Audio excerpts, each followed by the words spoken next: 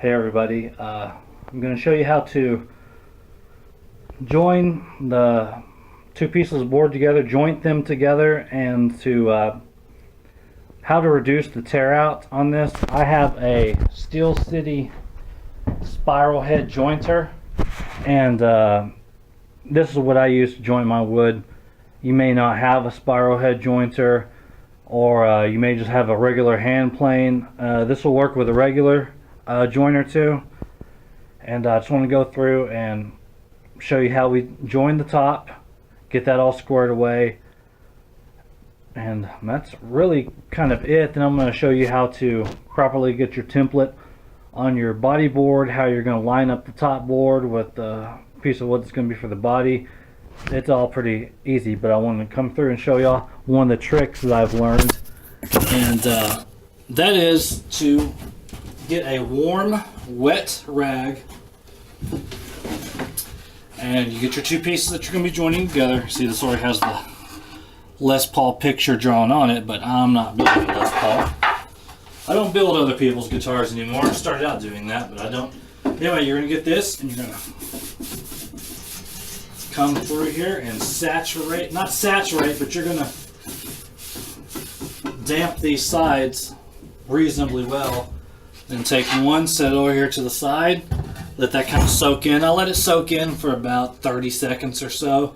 You don't want it to evaporate, but this will reduce tear out on these figured woods, because these figured woods like this have a great tendency to tear out. And even if you're planing this, flat through a planer, if you'll saturate the top with some warm wet water, it helps reduce tear out. It's not perfect, but it greatly reduces it. So turn this on. You want to plane this, you want to joint this slow. You don't want to rush it through there. Join it slow, couple of passes, and then you're going to do the other side a couple of passes. Then we're going to put them out holding up to a light and see if we can see any light through it. Right now,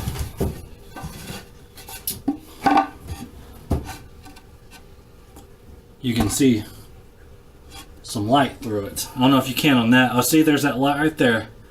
You can see light through it when it's together, so don't want that one flat against each other.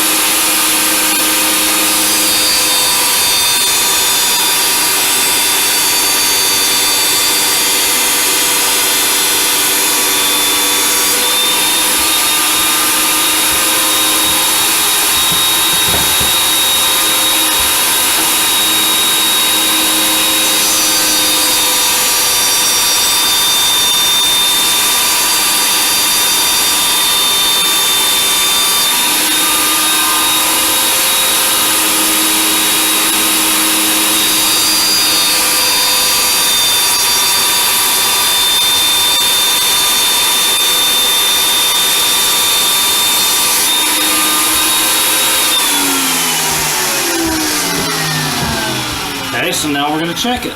I'm going to check it myself, demonstrate it to y'all, but I can still see, nope, don't see any light. Just a couple of passes, all it normally takes. You're not going to need a whole ton of passes to get it to where you want it, but see now, don't see any light through there, do ya?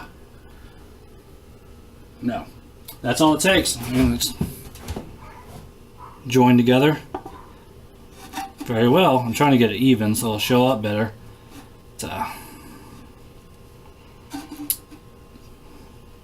That's all you want, just a couple of passes, and that's usually all it takes to get it where you want it. So now we're going to stop, and I'm going to resume recording after I clean all this up. Shop's kind of dirty, don't judge. If you're upset about the low quality production of this video, it's free, and I'm not selling these, so just gonna have to deal with it. See you in a minute. Came back inside, and I lined up the grain on this. See where that matches that. That everything comes in together. You want a good, see those lines match. You want a good book match like this.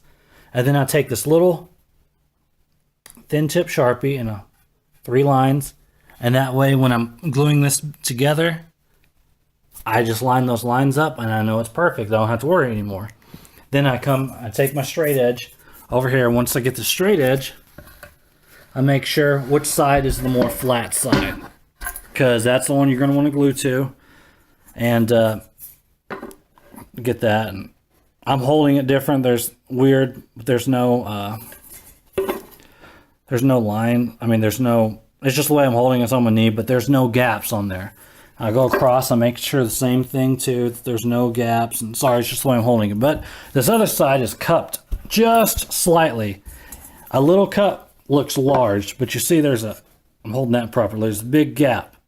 But this is the side that's going to be the bottom of the guitar body. So this is going to be run through my thickness sander or my planer. It's going to square it up with just one small little pass. So you get this, and then you measure it. I make one little dash here at the bottom, which this was just a little under 14 inches. So got to the 6 and 7/8. I made a little line. And then I made another little dash at this 6 and 7/8. I got this. Lined it up. And then I draw my center line for the body. It's very important. And so once you have that done, this is what your template goes off of, right here. Now I do have some templates made out of iron, and I had them water jetted out. I went to a company, and not everyone's going to have a water jet company close by that can do that, but I did. So that's what I use when I'm routing out my bodies, because one slip on these and you're screwed. I mean, it's going to eat into your template, then you have to go get whole new templates or make whole new templates, and it's a pain. So I just have the water jet company has them on file. If the bit eats into the template, that way it just ruins the bit. I would rather have a ruined bit than a ruined template, because it's just a pain to go through these. So you're going to go up here, you're going to line your center lines up on your template. See right there. That line goes in with my center line, and then this one's off a little. So I'm going to move it. You have to do this over and over and over and over and over. It's a pain. But you have to make sure this thing is squared up. So you see this right here lined up well. This right here lined up well. So then I take a larger felt tip Sharpie and I go around the edge of that. And hold on, I'll show you why. I'm gonna make it first. Oh, screw this, I have to redo this. Just go around the edge slow. You don't have to go fast, it's not a race.